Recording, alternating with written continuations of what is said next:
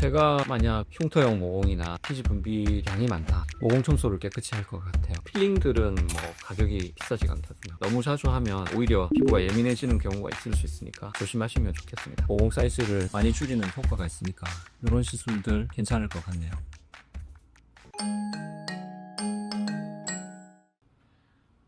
안녕하십니까, 손 원장입니다. 오늘은 모공 전반적인 상황, 시술법에 대해서 설명을 드리도록 하겠습니다.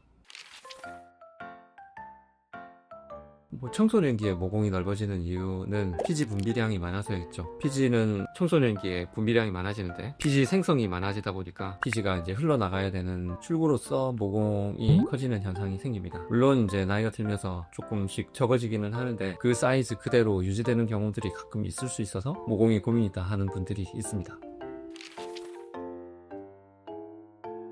모공이 커지는 원인에 대해서 이제 다시 설명을 드려야 하는데, 피지 분비량이 많아서 모공이 커진 경우가 있을 수 있겠고, 그리고 나이가 들면 모공 자체가 탄력도가 떨어지면서 모공이 동그랗던 형태에서 길어지는 형태로 바뀌게 됩니다. 그러면 모공이 커진 것처럼 보여지게 됩니다. 그런 걸 이제 분류하자면 탄력형 모공이라고 설명할 수 있겠네요. 흉터형 모공이라 하면 블랙헤드 짜내고 블랙헤드 나온 자리에 모공이 이제 확장된 채로 그대로 유지되는 경우들이 가끔 있는데, 그런 것들이 흉터형 모공으로 볼 수 있겠네요.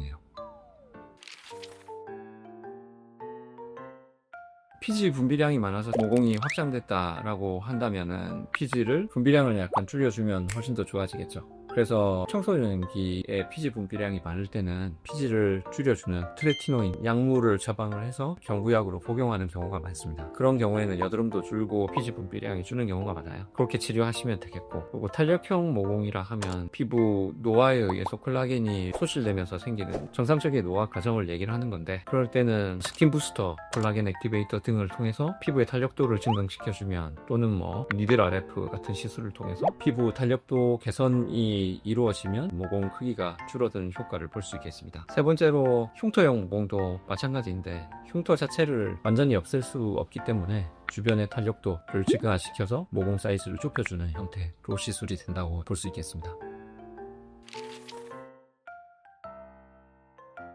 물론 이제 피지 분비량이 많다면 클렌징 좀 꼼꼼히 깨끗이 해주시면 피지 양을 덜어줘서 효과가 있겠고, 탄력 모공이라 하면 보습 많이 해주셔서 엘라스틴 형태를 꾸준히 유지시켜 주신다면 탄력도가 떨어져 가는 걸 막을 수 있겠죠. 흉터형 모공은 집에서 홈케어 하기는 쉽진 않겠습니다.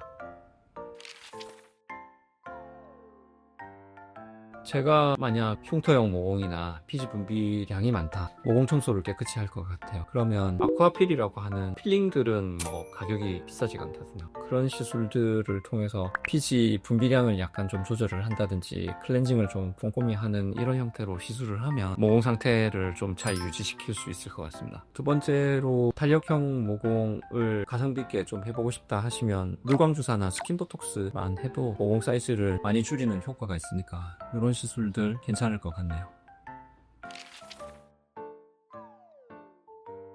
알려드린 이런 간단한 시술 같은 경우는 심각한 부작용은 흔치는 않고, 필링제 쓰고 나면 이제 약간 예민해질 수 있으니까 너무 필링 많이 하실 필요는 없고, 병원에서 필링을 하시고 나면은 보습제를 많이 쓰시는 게 좋고, 집에서 홈케어로 따로 필링을 너무 자주 하면 오히려 피부가 예민해지는 경우가 있을 수 있으니까 조심하시면 좋겠습니다. 그리고 마찬가지로 스킨보톡스나 물광주사를 했다 하면 보습제 많이 써서 시술 효과가 더 유지될 수 있게끔 홈케어 해주시면 좋을 것 같습니다. 네, 오늘은 모공의 형태, 그리고 각 모공 형태에 따른 적합한 시술법에 대해서 설명을 드렸습니다. 도움 되셨길 바랍니다. 감사합니다.